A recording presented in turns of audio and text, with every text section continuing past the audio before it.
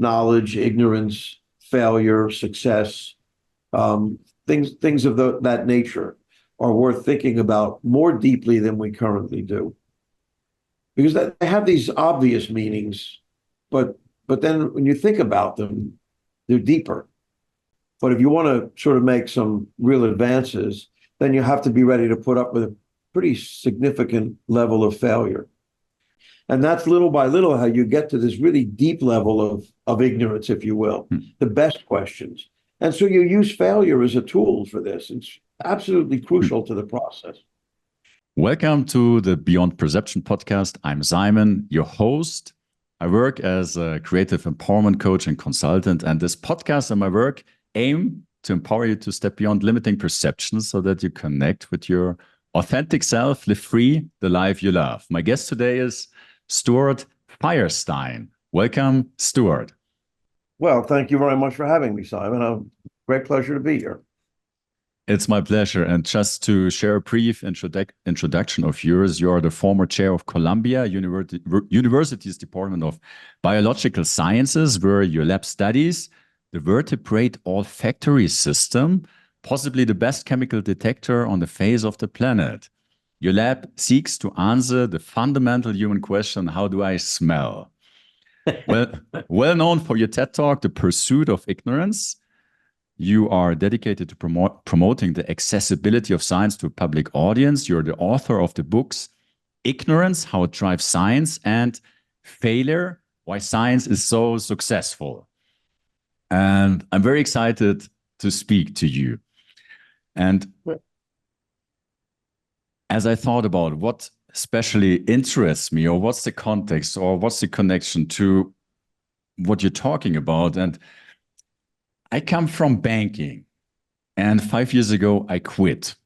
And I had shortly after this seemingly very unpleasant epiphany that I had never really learned to think for myself, and that what I had thought I know was really mostly just, you could say, assumptions about how things are, more or less copy-pasted from my environment. And the first experience, it seemed terrifying because it brought, for the first time, to my awareness the vastness of the unknown.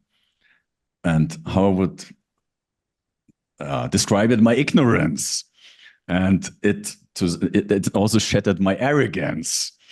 And it was very humbling, and also a little bit later afterwards liberating, because in a sense it freed me from a false sense of control I thought I had over life. And that's a little bit of context about my own experience. And so what I found very interesting, a statement you made: ignorance is far more important to discovery than knowledge. Yes, I agree. Could you pick up on that? What do you point at? Well, I mean, at one level, that's sort of painfully obvious, really, isn't it? I mean, of course, discovery happens in the area that we don't know something. I mean, there's nothing to discover about what we know unless you want to revisit it maybe and see the little corners of it that we still don't know. So that's where discovery happens. And I take the word discovery to also include things like creativity and inventiveness and intellectual challenge and all of these things that kind of make life interesting, it seems to me. So my point in the book, I suppose, especially about science, is that while we tend to portray science as this impregnable mountain of facts and facts and data and things like that, that's really not what it's about. Science is really about what we don't know. I mean, that's what scientists do every day in their laboratories or their field stations or satellites or whatever it is they're working in observatories. They're interested in what's not known, what we still have to learn, which is, of course, a good thing, because what we don't know, as you just said, is much larger than what we do know. For all that we do know, and science is pretty good at finding things out. It's a very good method for doing this that we came upon a few hundred years ago. But still, mostly what it tells us is how much we don't know. I mean, every time you answer a question in science, it just raises 10 new ones, ideally 10 better ones. And that's really what we're after is better and better questions, not so much answers. They come along and they're fine. I have nothing against facts. I have nothing against knowledge. I think it's a wonderful idea, but we ought not to be stuck there. We ought not to think, okay, well, that's that. Job's over. I learned that. I'm done. So that's why I think this notion of ignorance is uh, how to say it. It's kind of enlivening. It expands your universe, your life, rather than making you feel stupid. I mean, of course, by ignorance, I don't mean stupidity. Yeah. I don't mean a callous indifference to reality or anything like that. I mean, really, what we don't know, communally don't know, and would like to find out. But then also what I understand from you, and also when I look back into my own experience, that's a bit of a different perspective on science than I thought what science is about. And maybe also other Well, people think science is. yeah, so that's one of the reasons why I took to writing this book. It actually came out of a class that I taught called Ignorance, which I started because, well, so I have here at Columbia, I'm a professor here, and I have two roles really, as you sort of pointed out in the introduction. One of them is I run a laboratory, and in the laboratory, I have graduate students and postdocs and technicians and people like that. And we spend our days trying to figure out what experiments to do, how to do them, how to find things out, what the big questions are, how we're going to answer them, how we can phrase them better. And it's exhilarating. It's challenging. It gets me into the lab early, keeps me here late, and it's kind of exhilarating. It's a great life, I have to say. I Mhm. also, in another role here at Columbia, teach. I teach a class, and I teach a class for upper level students, majors in biology, called Cell and Molecular Neuroscience. And it's a tough class, I agree. It's 25 lectures, and I've filled them full of facts because that's what I think people are paying for. We use a textbook called Principles of Neural Science. It's a famous textbook in the field. It's 1,414 pages long. Mhm. The shipping weight, according to Amazon, is 7.5 pounds. To put that in some perspective, your brain weighs about 3.5 pounds. So this is twice the weight of an adult human brain. It's a book on the brain. I mean, and it's just full of facts, right? And so this was challenging doing this course, and I enjoy teaching, but I have to say it was not exhilarating in the way the lab was exhilarating. And I thought, well, why is there this difference between the way we pursue science and the way we perceive it, the way we teach it, even Mhm. to science students, let alone to the public in general? There's this disconnect between the pursuit of it, which is the pursuit of ignorance and better questions, and the perception of it, which is that it's just a pile of facts. So that's when I decided to teach this course called Ignorance, which I called it that to be intentionally provocative, of course, but I thought it would bring students in, which it did. And it was a short course, a small course, I should say, a seminar course that met once a week for 2 hours, usually in the evening, 6 to 8 p.m. And I would invite a member of our faculty of science, could be anybody, a biologist, a physicist, a chemist, whatever, to come in and talk for 2 hours to the students about what they didn't know, about what their question was, what the big question in their lab was, what the many questions were, what were the big questions in the field, why did they choose their question, why not another question, what will happen if they answer it, what if they never answer it, all these kinds of things. And the discussion was really just about what wasn't known. And it was a remarkable experience, I have to say. For me, it was the best class I've ever taught. I still teach it. Students seemed to like it. It became very popular among non-science students, that is, students who weren't science majors. And it was interesting because the scientists who came in to talk they'd say, well, what should I do to prepare? And I'd say, don't do anything. No PowerPoint, no lecture, none of that. Just come into the class the same way you walk into your lab in the morning, and we'll start a conversation, and I'm sure the students will join in. And they did. And it became this 2 hour conversation about what wasn't known. And I learned that when scientists talk about what they don't know, they don't really have a jargon developed for this yet. So they don't get into technical details. They become a little more philosophical. They become a little more thoughtful. And they're much better communicators of science when they do that. And they're much more engaging. And so that's where that all started, really, was with this class, which eventually turned into a book. kind of by accident also. But anyway, it turned into a book, and that's been sort of popular, I have to say, the book, which is very gratifying to me. So what you mentioned is science is the pursuit of ignorance. Would you agree with the statement that science is about finding truth? Is that the same? Is that different? I would say science is about finding truth with a small t, not with a capital T. So finding truth with a capital T, I don't think science can do that. I don't think it tries to do that. I think that's also one of the important things to recognize about science is that we really, there's a phrase that's used by a philosopher of science named Catherine Elgin. In fact, I think it's the title of a book she has called True Enough. And that's the way science is. It's true enough.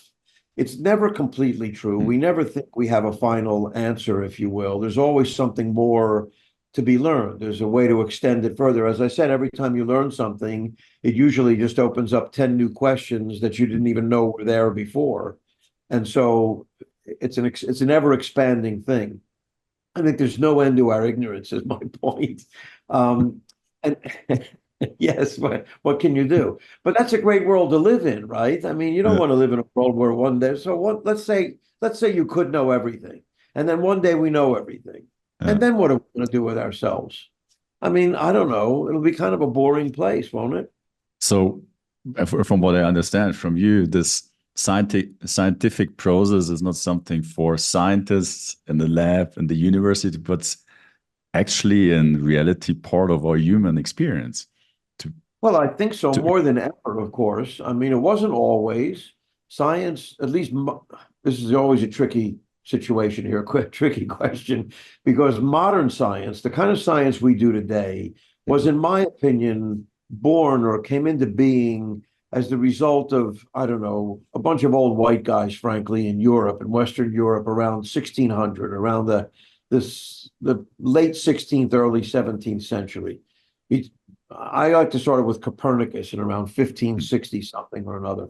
Anyway, people like Francis Bacon and Kepler and Galileo, I understand that old white guys in Western Europe is not today's favorite category and all the rest of that.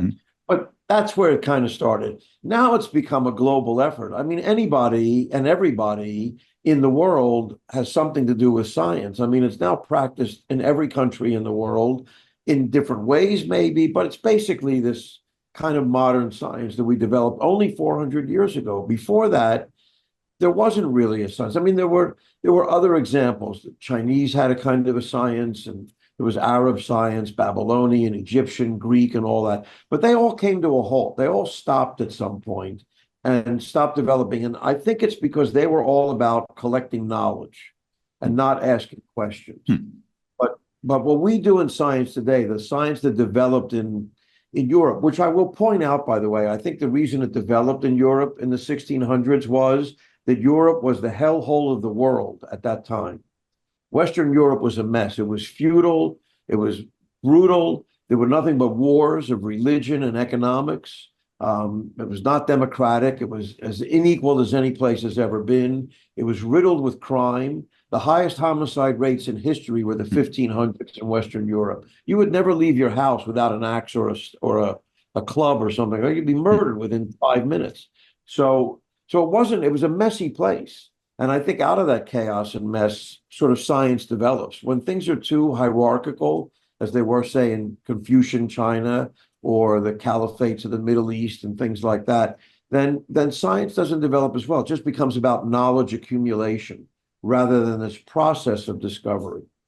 I have a quote that I like from Francis Bacon, who was I would say, one of the early sort of proponents of this new kind of science. And Bacon, I'm paraphrasing slightly because it's a longer quote that I don't want to give the whole thing up. But Bacon essentially says, previously, truth, meaning capital T truth, previously truth came from authority. Henceforth, authority will come from truth. I mean, that's a big statement. I mean, up until the scientific revolution, if you will, the beginnings of this science, truth came from the state or the church or Aristotle, the ancients, the wisdom of the ancients and all that. And Bacon said, no. That's not where truth will come from any longer. From now on, truth will come from experiment, from empirical questioning, and we'll start all over again. And authority will come from truth, now with a capital T, the little truths that we find in nature. And so that's what science does. It finds what I call provisional truth. So, what's an example of this? So people used to believe that lightning was the result of Thor or whoever, some god of Zeus or Thor, hammering on a rock or something like that because he was pissed off at something or another, and there'd be lightning in the sky. And lightning strikes used to be very common. I mean, in almost every thunderstorm, somebody's house would be burned to the ground by a lightning strike. It was very common. And then people like Maxwell, Faraday, and Benjamin Franklin, best known for the kite experiment and all that, began to realize that lightning is actually this electrical phenomenon that they had begun to study. And so Franklin came up with lightning rods, and houses don't burn down anymore by being struck with lightning, which is a good thing, right? But Franklin, and to some extent Maxwell and Faraday, believed that electricity was carried by positive charges. In point of fact, it's carried by negative charges, right? So that came later. But if you think that believing that electricity is due to Thor hammering on a rock is just as wrong as electricity being carried by positive charges, then there's something not right in your head. So clearly, there are levels of being wrong and levels of being right. And science just keeps on pushing, being more and more correct, if you will. And so correcting it. Would another way of describing what science is about be to reveal higher and higher relative truths, but no possibility to reveal the absolute truth of our existence or reality? Yeah, I think that's a good way to say it, actually. Yes. I mean, I think that's what science is. It iteratively, by little steps, gets closer and closer to truer things. But I don't think it believes, most of us do not believe there is an ultimate truth. And to tell you the truth, ultimate truth is a really bad idea. Because if there really is an ultimate solution, if there's an ultimate truth, and we could know it, then what price would be too high to pay for that ultimate truth? 6 million people in gas chambers, millions of black slaves, I don't know, all the bad things that people have done over the years that they think make society better because there's a final solution. There's a solution to all of our problems. There is no solution out there. There is no ultimate solution. And I think science, better than any other form of knowledge organization, if you will, really knows this. We understand that the world and the universe is a fundamentally uncertain place. There is a kind of a irreducible complexity to it. We can know a great deal about it. We can predict some things, but other things we will not be able to predict. And we need to learn how to live with those things that we can't predict. We can navigate uncertainty, but we can't undo it. We can't escape it. And in fact, I think it's a good thing because uncertainty is where creativity is. Sorry for the rant. No, it's absolutely fascinating. And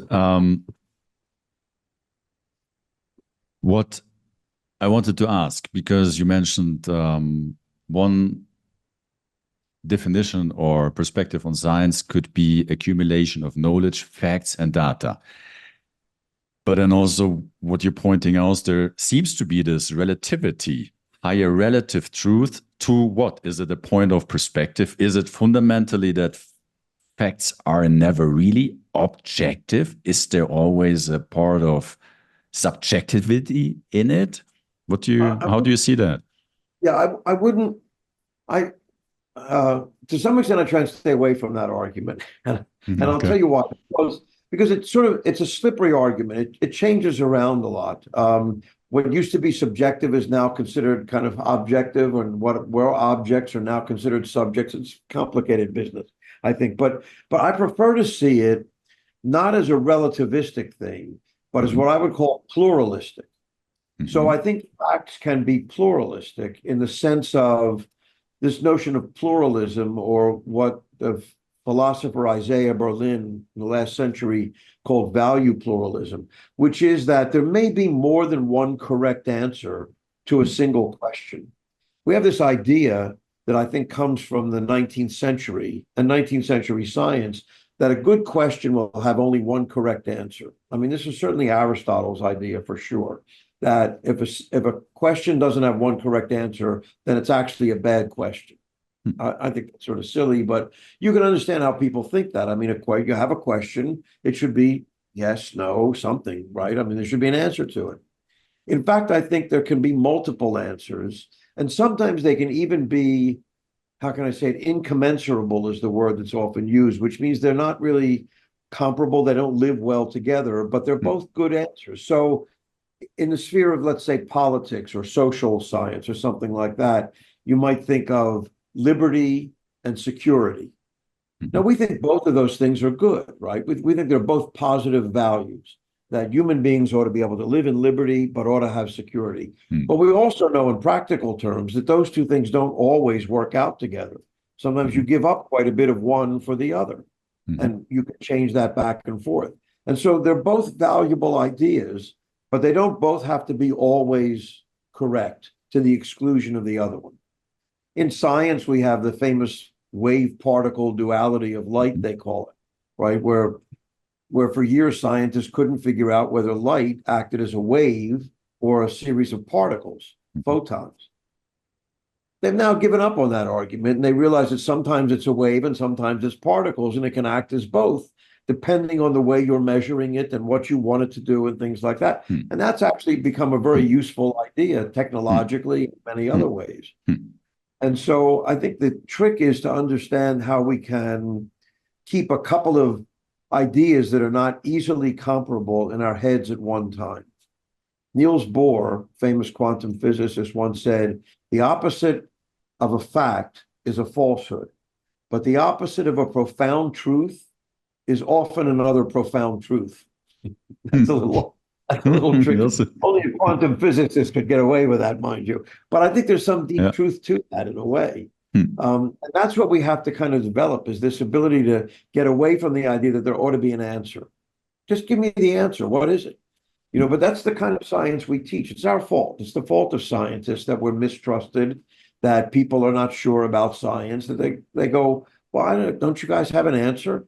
I mean, in school, there was a test, and there were right answers and wrong answers on my science test. The multiple choice science test never has one of the choices as possibly. That doesn't happen, right?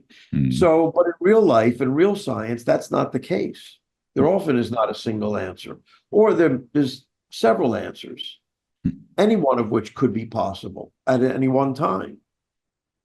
It's a little tricky, I agree, especially you're right about perception, right? Yeah, it's fascinating. And Descartes had this quote: to understand some phenomenon or set of phenomena, first rid your mind of all preconceptions. And I found the quote of yours, a scientist is never unbiased. Is that even possible, to get rid of all your preconceptions? No, so it's not. That's pretty clear. But I think science, one of the values of science as a structure, as a system, is that it does everything it can to warn you about those preconceptions and to force you to think about them, even though you may not do it successfully all the time. But then eventually there's this community of scientists who don't have your preconceptions, who are going to review your work, who are going to look at your work, and we're going to say, well, that's clearly some kind of bias, isn't it? And that has to be considered. I think, again, I'm sorry to use a lot of quotes, but Richard Feynman, the famous physicist, once said, the purpose of science is to keep yourself from being fooled, and you are the easiest person to fool. And that's what you have to recognize. And it does take, I will say, I'm not bragging or anything, not so much for me, but it does take a certain level of courage, which I think we don't think of as being important in science, courage. But it does, because you have to put yourself out there with those biases sometimes. I mean, one of the great biases in science that's been unveiled over the last couple of years, of course, is not having sufficient diversity in the scientific establishment. It's been all guys for a long time, or preponderance of men. And when you let women or other marginalized populations or whatever we're supposed to call them today come into science, you find that there are new biases. There are different biases, and they're very valuable. They're biases. Women have biases the same way men do, but they're new ones, and they're very valuable. They're stupid of us not to have taken them into account before. And so we revise, because that's what science is also about, revision. We always revise. Nothing is set in stone. So is when I'm listening to you, and I know you also write about failure, is being okay Yeah. to fail, being okay to be wrong. Is that what makes a scientist?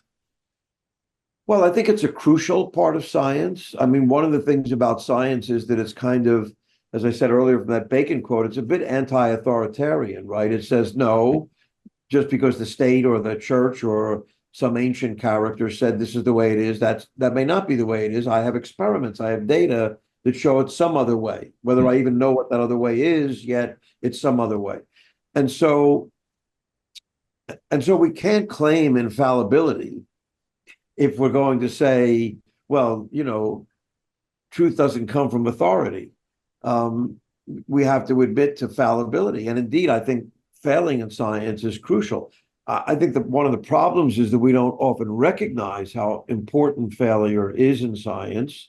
Not only that, we don't recognize how much of it is okay. We think, what do we think? We think, okay, you fail a little bit, you learn from your failures, you don't make that mistake again. But that's not really the way failure works. Failure is an important part of the process. If you're not failing at a sufficiently high rate, I think you're not doing interesting work. You're just looking at stuff that we already kind of know and proving that we know it. Big deal. But if you want to sort of make some real advances, then you have to be ready to put up with a pretty significant level of failure. And that's important. That also, I have to say, I just came from a conference actually that was sort of about this. It was about failure in science, in particular, as it affects women in science, or what we call STEM, science, technology, engineering, and math, in these fields, and whether women are as willing to disclose their failures as men are. And if they do disclose them, do they pay a higher price because they're women or some other member of our society that doesn't have an equal place at the table somehow or another? And that's important, of course. It's very important to allow people to fail, to allow them to fail quite a bit. Most scientists will tell you that they failed most of their career, and then they won a Nobel Prize. I don't know what to say. That's always the way it seems to go, though. But then I speak for myself when I look back, and I think I speak for many people. Looking in our society, there's this perception that failure is something bad and to be avoided. And there is an identification with the picture of the image of success. And I know that you have been investigating our perception quite a bit. Why is that? Why do we seemingly have a distortion in that sense in our Yeah. perception? As I said, I was just at this conference, and that came up quite a bit at this conference. And it's very problematic. For one, it's a question of how you define success. And and so going back to bias, we have a very biased definition of success, like making a lot of money or getting elected to office or winning some big prize, right? And that may not be the best definition of success. How about living a happy and satisfied life? How about being able to pursue the projects that you feel are important to you as an individual?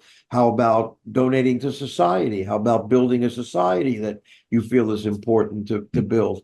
I mean, those could be matters of success, it seems to me, and yet we don't count them in the same way as the other ones.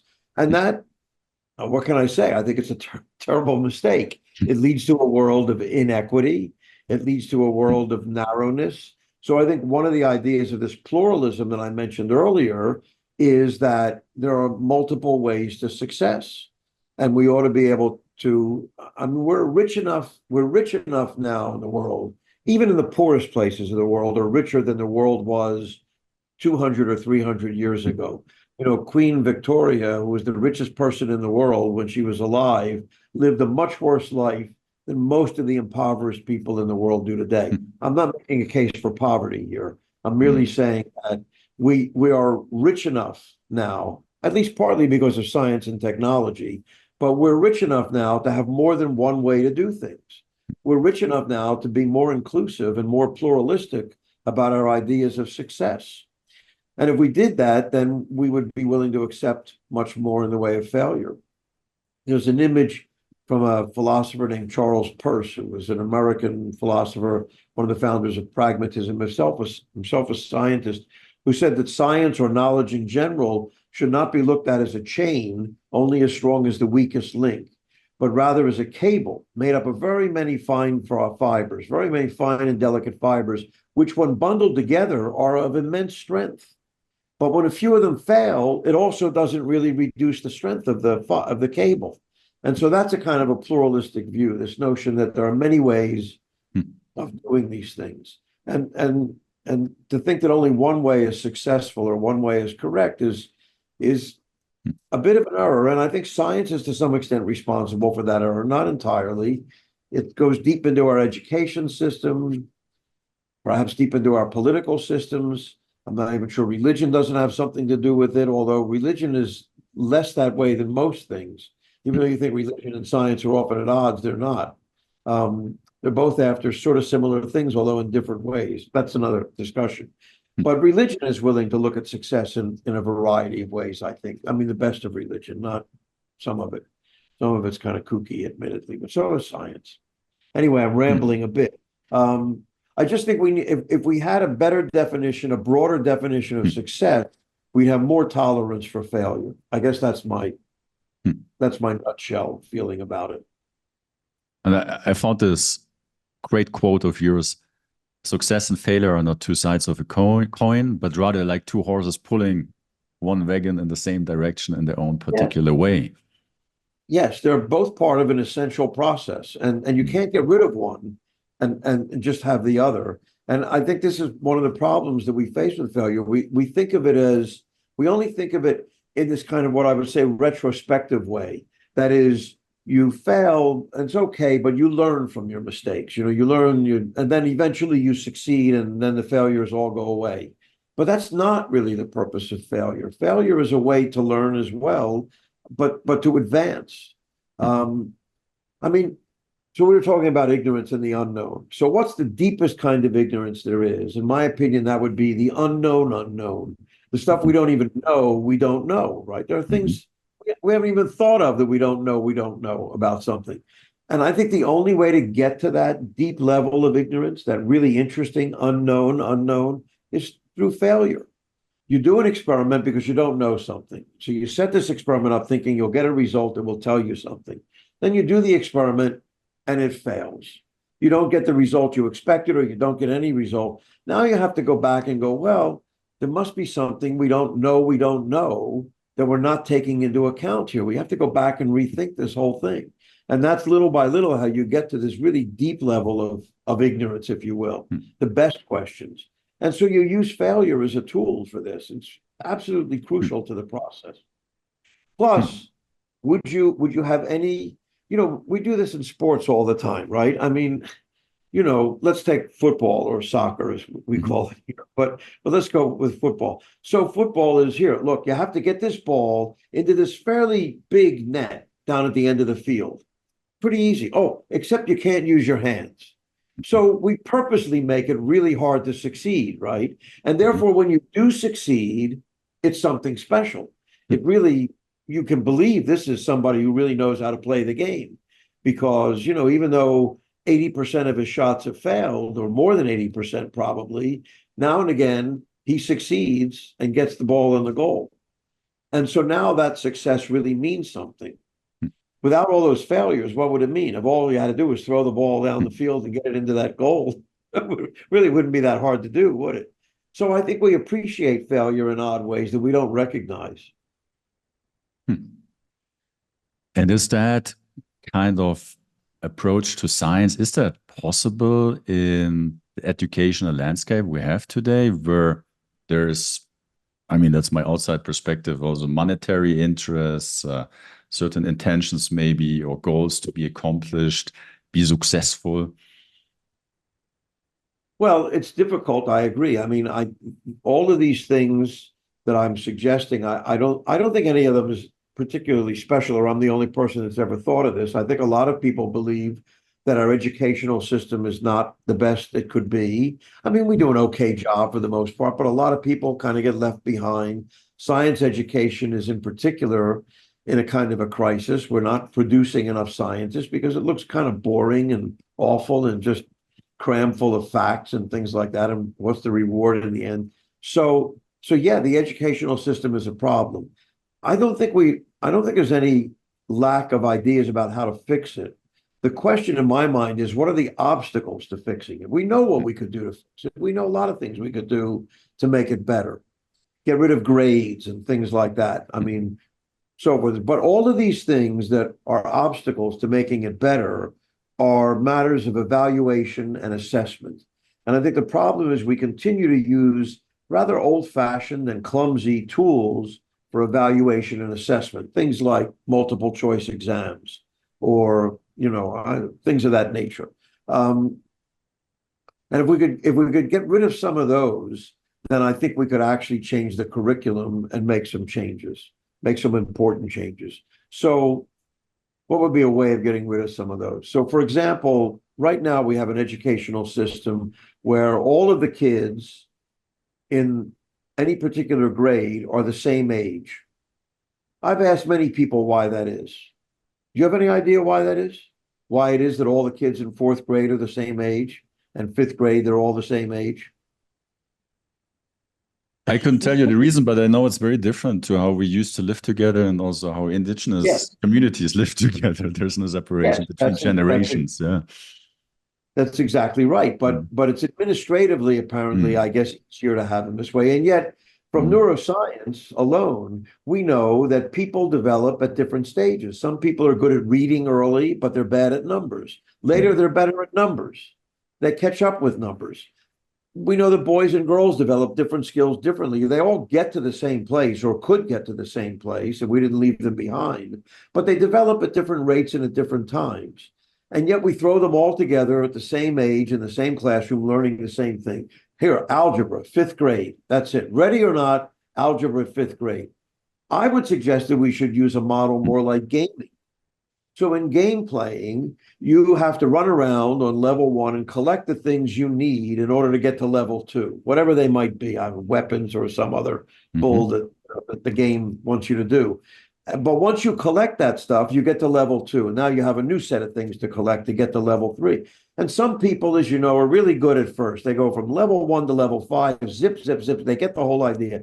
And then they stall out on level five. And it takes them quite a while to get up to the next level. Other people diddle around on levels one and two for what seems like forever. But once they get it, they zoom ahead. Mhm. So it seems to me that's how education should work.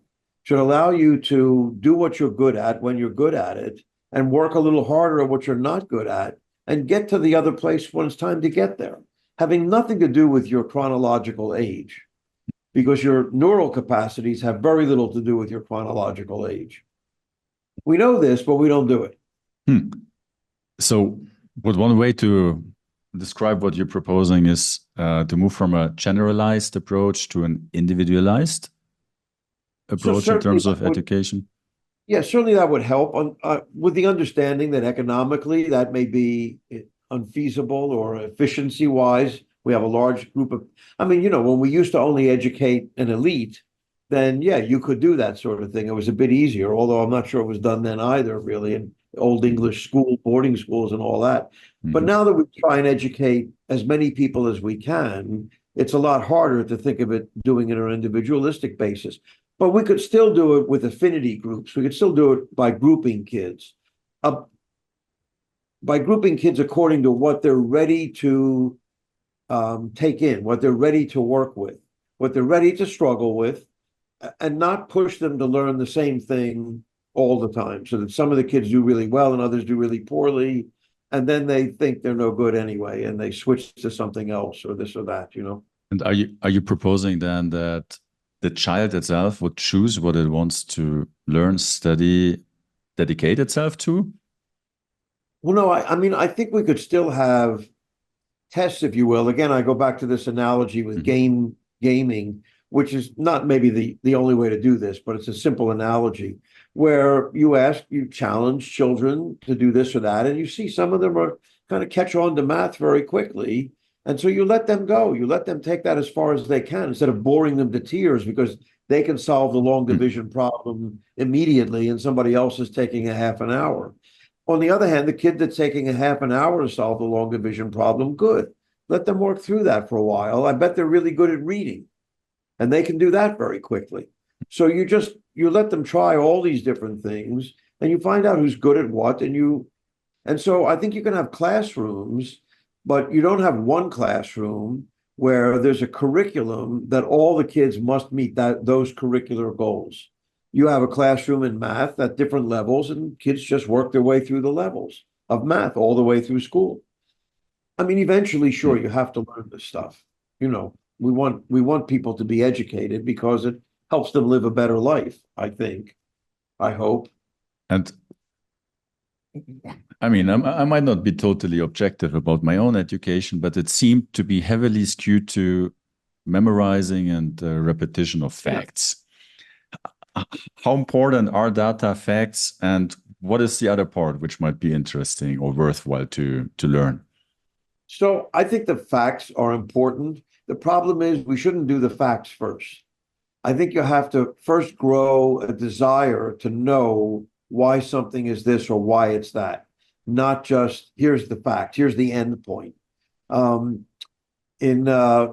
In mathematics, they do something called deriving an equation. So you can learn so there are equations around that scientists use to, figure out, I don't know, how nerve impulses work in the brain. We have an equation we use for that.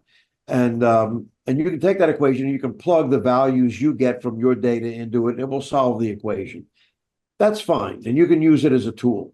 But if you derive that equation, and deriving it means you go back to the very beginning before that equation existed, and you look at the logic, the assumptions that were made, and the logic that was built on to build this equation up, and the little mathematical tricks here and there that you bring in, then you really understand this equation in a way that you don't if you're just plugging numbers into it. I think there's value in that. I mean, you may not want to derive every equation in the world, but those that you use and that you want to understand and make use of, it's worth doing. It's the same thing, I think, with history or any field of science or philosophy. It's worth looking at the context of it, the earlier. What did we struggle with? What did we get wrong for so long? There's a philosopher named Hasuk Chang who's in Cambridge in the history and philosophy of science. He wrote a wonderful book about temperature and how we invented it. And I've always thought an interesting exercise to give to kids at a certain level. I mean, this is probably a high school science class, if you will. Just give them a glass tube with mercury in it, right? That's what a thermometer is. But don't put any markings on it and tell them to make a thermometer out of it. How would you do that? How would you decide what zero is and what the top scale is? I mean, you might say, well, maybe freezing should be zero, so I'll put it in ice. But as you know, if you watch water freeze, it does it very slowly. When is it actually frozen enough for you to call that zero? And then, well, we could say boiling. You could boil water and measure where the mercury is there, and put that at 100 or something like that. But, water boils at a different temperature at sea level than it does in Denver or it's at altitude, right? And how would you know that if you didn't already have a thermometer? So these become now tricky questions, right? That you have to think some about. Then the facts become interesting. Then the fact of what heat really is becomes an interesting issue, I think. Then people want to know. You have to make them want to know facts. You can't push it down their throat. So this was what you're pointing at, and I think I heard you also mentioning that science really starts with observation and not with an assumption or a hypothesis, which is what I learned. Yes, that's what we teach this stupid thing called the scientific method, which which creates bias hypotheses, because once you have a hypothesis, there's a tendency to see the data that supports the hypothesis and somehow miss the data or dismiss the stuff that doesn't support it as strongly. And so there's this implicit bias once you have a hypothesis. And yes, you're much better off, I think, kind of with observation and the development of some sense of curiosity. That curiosity is a valuable thing, that being curious is better than knowing. If you if you could, in my opinion, on a test, frame a really good question about something, I'd give you more points than you're Hmm. telling me a bunch of facts about it. But knowing how to ask the right question is not so simple. It's not a very straightforward Hmm. thing. There's a place called the Right Question Institute that runs educational programs like this, in which they try and teach. I so somebody you should have on your Hmm. podcast here, in fact, um, whose name just went right out of my head, but I'll think of Yeah. it in a minute. But anyway, it's something called the Right Question Institute. They're headquartered outside of Boston in Massachusetts, and that's what they do is they actually teach teachers how to get students to formulate a good question. Not just any old question, but they start with a question. Now, how can we make that a better question? What makes a good question? How to, these are important ideas that we never teach really. We don't teach students how to ask good questions. And that's also, I think you mentioned before, authority, what some or most authorities seem not be comfortable with, to be questioned But or present the underlying premises or assumptions yes, I of think it was politics or yeah, I proposals. think it was originally the poet Andre Gide who said this, and then I think it was rephrased or appropriated by what was his name, the Czech president that was also an author. Sorry, names don't come Yeah, to me. no But problem. It might anyway, come later. Yeah. anyway, Yeah. what he said still is there, which is follow those who seek the truth, flee from those who claim to have found it, which goes back to your truth thing earlier. Yeah.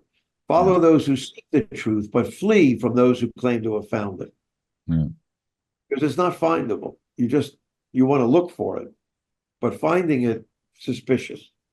Do you want to expand your awareness beyond linear, restrictive, self-limiting thinking and rational knowledge and uncover your hidden treasures?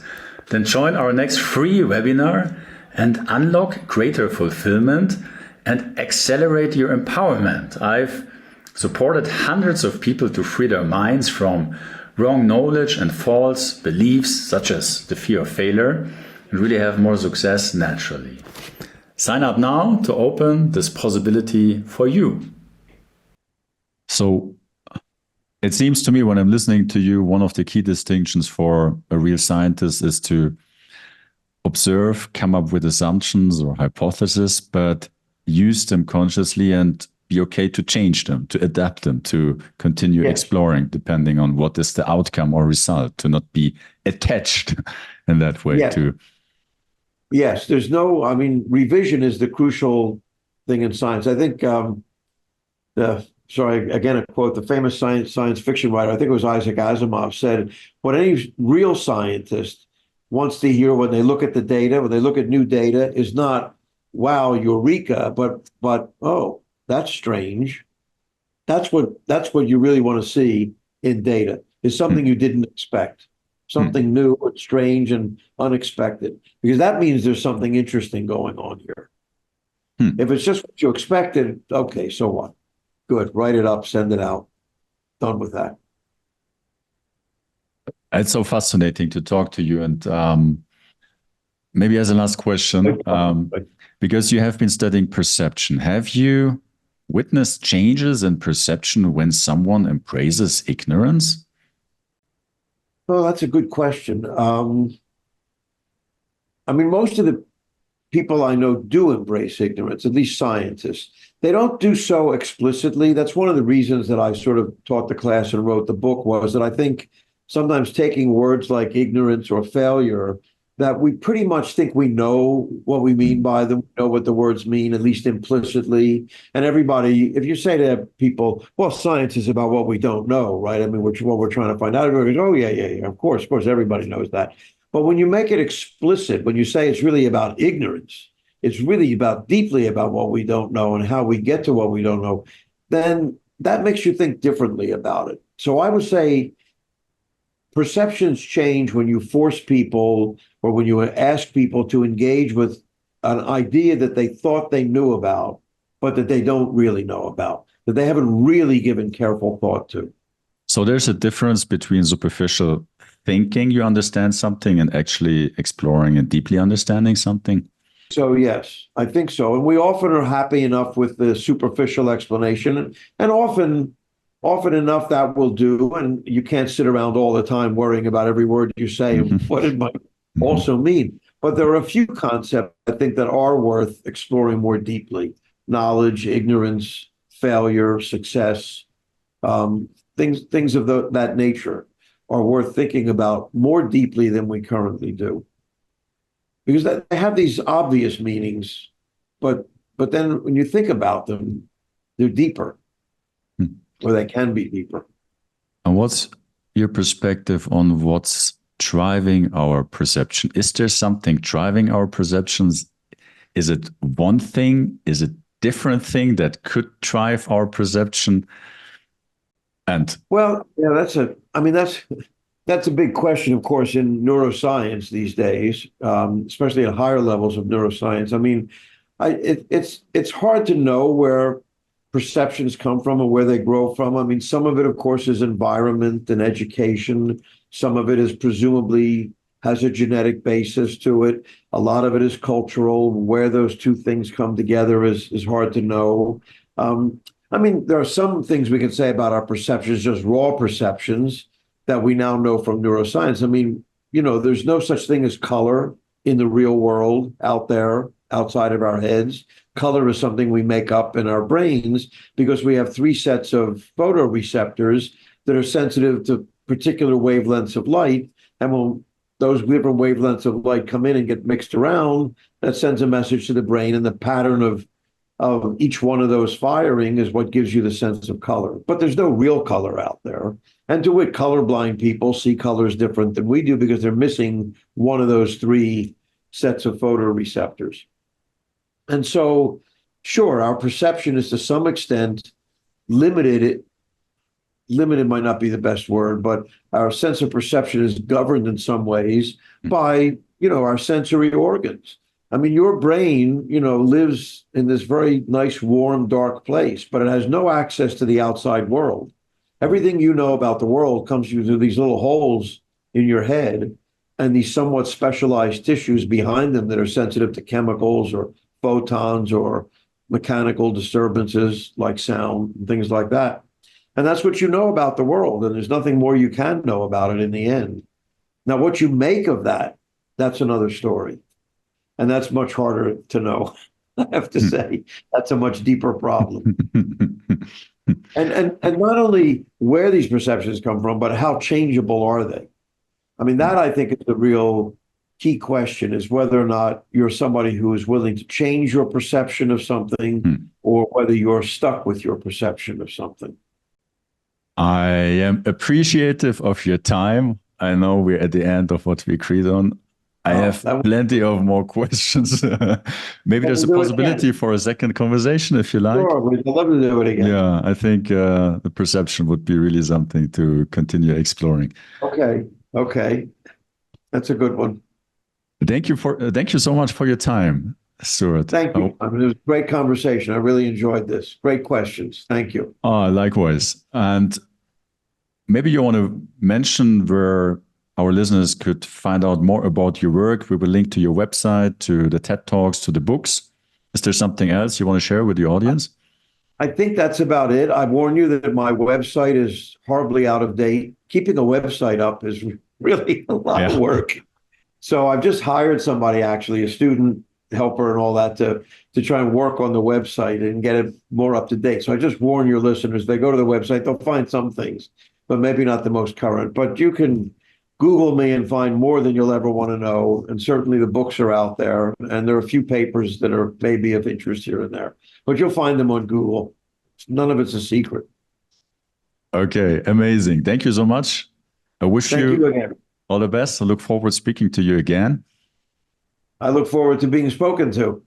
Yeah, and also thank you to our dear listeners for tuning in. If you haven't, I'd love you to subscribe to our channel. That really makes a difference for us. And you also will be informed about the next releases. Also, if you found this conversation insightful, please share it with your friends and let's share the good stuff. That said, stay true to yourself and see you next time. Much love.